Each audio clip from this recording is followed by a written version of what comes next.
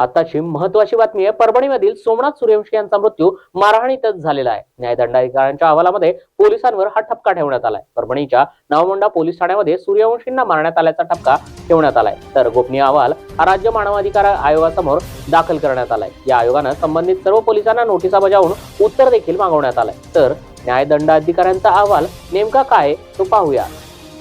सोमनाथ सूर्यवंशींचा मृत्यू मारहाणीमध्ये झाल्याचं न्यायदंडाधिकाऱ्यांच्या अहवालामध्ये म्हटलंय।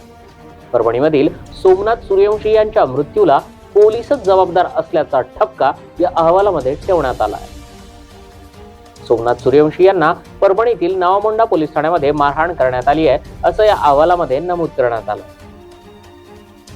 गोपनीय अहवाल राज्य मानवाधिकार आयोगासमोर सादर। आयोगाने देखील गंभीर दखल घेऊन संबंधित सर्व पोलिसांना नोटीस बजावून त्यांच्याकडून उत्तर मागवलं आहे।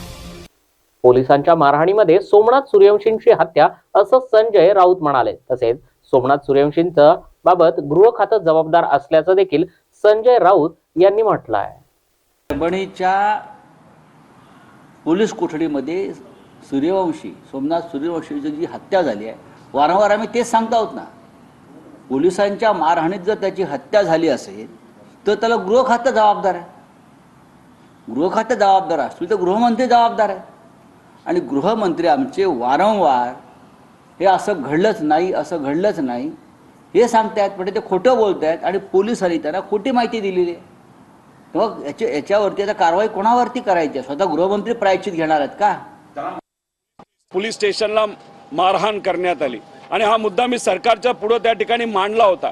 तर काय होतं की जे लोक सत्तेत आलेत आणि एवढ्या मोठ्या प्रमाणात एवढ्या ताकदीने सत्तेत आलेले आहेत, त्यांना कुठेतरी आता असं वाटतं की आम्हाला कुणी हलवू शकत नाही, जसं ब्रह्मदेव आला तरी आम्हाला हलवू शकत नाही असं काही लोक म्हणतात। त्याच्यामुळे मोठ्या प्रमाणात अहंकार हा सत्तेतल्या काही लोकांमध्ये येतो आणि तोच अहंकार स्टेटमेंटच्या माध्यमातून आपल्या सर्वांना बघायला मिळतो। लोक काय म्हणतात, विरोधक काय म्हणतात याच्याकडे पूर्णपणे दुर्लक्ष करायचं, गोल गोल उत्तर द्यायचं आणि माहितीला वेगळ्या पद्धतीने मांडून दिशाभूल करायचं, एवढंच काम या सरकारच्या माध्यमातून